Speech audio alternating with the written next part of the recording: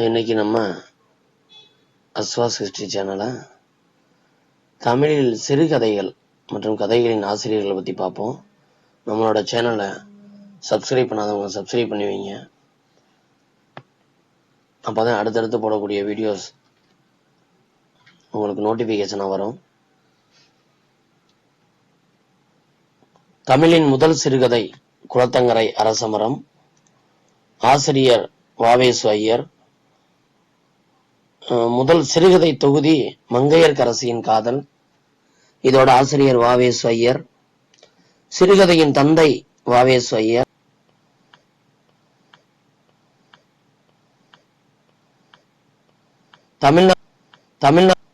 தமிழ்நாட்டு மாப்பசான் புதுமை பித்தன். அடுத்து அந்த சிறுகதையின் பேரு, அந்த சிறுகதை எடுத்து எழுதப்பட்ட நூல்கள், நூலின் ஆசிரியர் பார்ப்போம். கடைசி வரை நம்பிக்கை, இது 10 லிட்டில் ஃபிங்கர்ஸ் அப்படிங்கிறதுல நூலிலிருந்து எடுத்து எழுதப்பட்டது. அரவிந்த் குப்தா. வீர சிறுவன், அறிவை வளர்க்கும் அற்புத கதைகள் என்ற நூலிலிருந்து ஜானகி மணாளன் எழுதியது. தங்க மாம்பழமும் சூட்டுக்கோளும் தென்னாலிராமன் கதைகள். கோவூர் கிளார், குரல் நரி இலக்கிய கதைகள்லிருந்து சுந்தரராசனால் எடுத்து எழுதப்பட்டது. 5வது நன்றி பரிசு முத்து கதைகள் என்ற புக்கில் நீலவன் எடுத்து எழுதுனது. உரியது சிறுகதை சிந்தனை செல்வம் என்ற புக்கில் இருந்து திருமுருக கிருபானந்த வாரியாரால் எழுதப்பட்டது. அறிவு நுட்பம் கிராமிய கதைகள் என்ற நூலிலிருந்து ஓவியர் ராம்கி எழுதினது. தூரத்து ஒளி அக்பர் பீர்பால் நகைச்சுவை கதைகள் முத்தலகரால் எழுதப்பட்டது.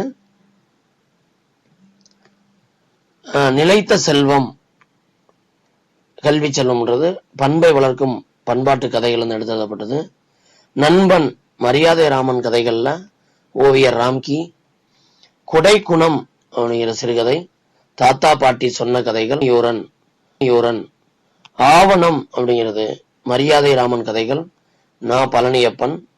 மனம் நுகர்ந்ததற்கு பணம் அப்படிங்கிறது புகழும் பரமார்த்த குரு கதைகள் அப்படிங்கிற நூல் வந்து ஸ்ரீமதி எஸ் லட்சுமி எழுதியது. மாமரம் இரவின் அறுவடை மற்றும் புவியரசு, இரவின் அறுவடை என்ற நூல்ல இருந்து புவியரசு எழுதினது. அதுக்கடுத்து நேர்மை நல்லொழுக்க கதைகள் அப்படிங்கிற புக்குல இருந்து ஆலி வே ராமசாமியால் எழுதப்பட்டது. மெல்ல மெல்ல மர புகை உங்களுக்கு பகை அப்படிங்கிறது லட்சுமி எழுதியது. குரட்டை ஒளி என்ற சிறுகதை வரதராசன் எழுதியது. அடித்தளம் அப்படிங்கிறது ஜி குப்புசாமியால் பெயர் லாகர் குவிக்ஸ்ட் என்ற சிறுகதை அந்த மூல நூலா எடுத்து ஸ்வீடன் மொழியில இருந்தது தமிழ் மொழியில மொழிபெயர்த்திருக்காரு. அதுக்கு அடுத்தபடியா ஒரு நாள் கழிந்தது புதுமை பித்தன். தேங்காய் துண்டுகள் அப்படிங்கிறது வரதராசன். மறுமணம் அப்படிங்கிறது விந்தன். செங்கமலமும் சோப்பும் அப்படிங்கிறது சுந்தர ராமசாமி. ஒரு பிரமுகர் என்ற சிறுகதை ஜெயகாந்தன். மண்ணின் மகன் அப்படிங்கிறது நீல பத்மநாபன். அனுமதி சுஜாதா. விழிப்பு சிவசங்கரி. ஆனந்த சயனம் காலனி தோப்பில் முகமது மீரான். கரையும் உருவங்கள் அப்படிங்கிறது சிறுகதை வண்ண நிறவன். பால்வண்ணம் பிள்ளை அப்படிங்கிற சிறுகதை எழுதினவர் புதுமை பித்தன். மூக்க பிள்ளை வீட்டு விருந்து வள்ளிக்கண்ணன் எழுதியது. சட்டை ஜெயகாந்தன் எழுதியது. வேலி ராஜம் கிருஷ்ணன் எழுதியது. மகன் என்ற சிறுகதை வந்து ஜெயபிரகாசம் எழுதியது. கிளிசல் நாஞ்சில் நாடன் எழுதியது. ஓர் உல்லாச பயணம் வண்ணதாசனால் எழுதப்பட்டது.